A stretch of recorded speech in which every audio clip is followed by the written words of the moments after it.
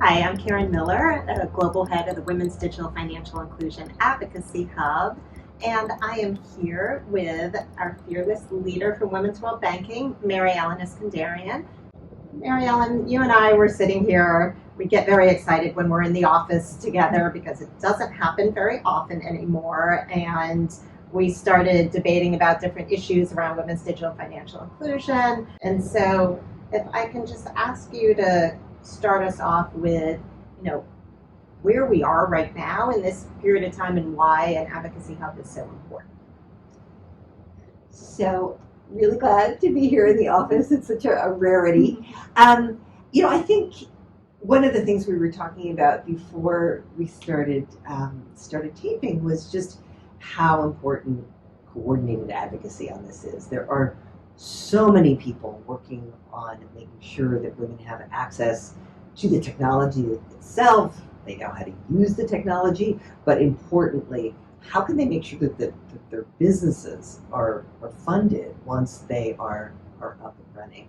And we both clearly came to the conclusion that a coordinated effort was needed. There's never been a moment quite like this in history where the public sector, the private sector, civil society, bilateral organizations, multilateral organizations are all really focused on this issue, understand the value of digital, but perhaps are working more in their silos than they should, and the need for coming together around a coordinated message is so critical. And so the reason I really love the way the hub is set up is it's going to be in sort of two interlocking components. First, and very importantly, is we're going to be building local coalitions. So all those kinds of partners I talked about before, public sector, private sector, civil society, all of the elements in a financial sector and adjacent to the financial sector that are going to be necessary to drive change, drive action, but doing it around the issues and the pain points and what's needed to drive change at the local level. But really importantly, don't just keep it at the local level. Make sure that those messages are filtering up to that global conversation that so many people are focused on. The second interlocking component, though, is that global campaign. As I mentioned, so many people are working so hard on great work. We want the Advocacy Hub to be a megaphone for all of that great work, all of those messages that have been developed by all of those different players, and really amplify them, but also give all of us coordinated messages that we can all rally behind.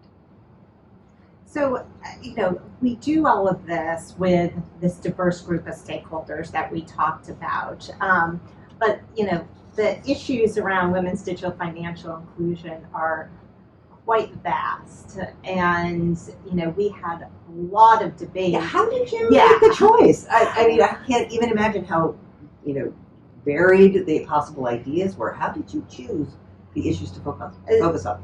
So if our partners UNCDF were here right now in this room, they would probably be laughing also, because this started off with a lot of debate, first amongst the two of our organizations that were originally tasked with this Women's Digital Financial Inclusion Advocacy Hub. But then we quickly realized the whole point of building coalitions and this Advocacy Hub is to bring the diverse set of stakeholders together. So we started looking at things like G20 agenda, issues that we are hearing directly from the local markets. What are those pain points related to women's digital financial inclusion? And we developed a short list around that. And then we looked at some criteria in terms of how urgent is it that we take action right now and we have that coordinated advocacy. How diverse are the stakeholders that are involved? Is this just for one sector that care about this, or is it the broader range of different types of organizations? And we brought together a group of organizations for a couple of different roundtables to walk through the analysis, share our thoughts on this, get their feedback. And what became really clear is that the area we need to focus on for this coordinated advocacy is around women MSMEs. Oh, interesting. Yes, and the growth engine they are for both today's economy and tomorrow's markets. And despite all of the different barriers that are out there for them, we know that coordinated advocacy in today's economic climate for women MSMEs is absolutely essential. So in that context, though, we also needed to think about, well, what specifically for women MSMEs do we need to be advocating for? And we could have taken a broad range of areas there, but the three issues that we wanted to focus on were access to technology, access to digital financial skills, and access to financing. Access to finance still just really gets me pumped up. It's so, you said it so well. These companies are incredible drivers of economic growth from the perspective of, small businesses are the greatest drivers of GDP throughout the developing world. They are the greatest drivers of job creation, and women small businesses hire more women. So we're looking at just this double whammy of job creation and women's labor force participation. So great drivers of growth. Why are they starved of financing? $17 trillion funding gap for these companies alone. Women are, I think it's like a third of the world's MSMEs, but they represent 2/3 of the funding gap. And so finding a solution to that gap, both through digital means of dispersing credit, of using the data and alternatives credit scoring models to drive more credit to these businesses, which often have less information about them, are assumed to be riskier, but also the women's businesses are so much more digital. We saw a huge move onto digital platforms during COVID. Those women's businesses are primed for growth, but they need the capital to do it. One of our partner organizations as part of the Advocacy Hub is GSMA, and just recently they came out with their extraordinarily helpful mobile gender gap report. And I've got to be honest, little pit in the stomach. No, it wasn't good? So progress, but the progress has slowed, and that's the key part that is giving me a little anxiety here. But what struck me with the report release was that in the last year, I believe it was 59 million women had access for the first time to mobile internet, which in the face of it sounds lovely. It is. Yes.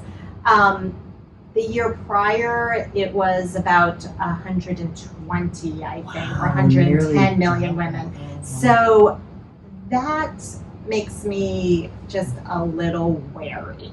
So, and that's so interesting, kind of sitting alongside the Findex numbers that just came out, because we saw this huge move into digital during COVID, and that when women had access to mobile internet, they used it at the same rates, they made payments at the same rates. That meant that they accepted government payments, government relief payments at the same level. So there's no real difference once they gain access to the technology, but they're still lacking the mobile internet. I want to make sure we give some love, though, to the digital and financial skills. Do you want to? Well, I do, Yes. because I think that's really where maybe the delta is. Mm-hmm. Yes, we have seen from the Findex that use is at parity, but women tend to either real or perceived feel that they don't have as much confidence, they're not as easy navigating the technology to use the full extent that digital technology can open up opportunity for them in the financial system. So increasing both digital and financial skills together, and they are two sides of that same coin, are really essential. So I get how you narrowed down to the MSMEs, but how did you choose which countries to work in? How was that decision made? Yeah, so great question. And I think this has been something that we're really excited to see, because as we build out these local coalitions in Ethiopia and Indonesia. Is that where you're starting? Yes. So we're starting with Ethiopia and Indonesia, and two very different markets at different stages of their digital economy and their evolution there, with financial inclusion, from gender gap differences, the development of the ecosystem, all of those different things. So we really wanted to look at two countries with potentially different starting points, and see what we can learn from building these local coalitions and supporting them in their advocacy efforts. And so really excited because the two coalitions have just recently launched, and we are bringing together, as we've talked about, those diverse set of stakeholders in those markets.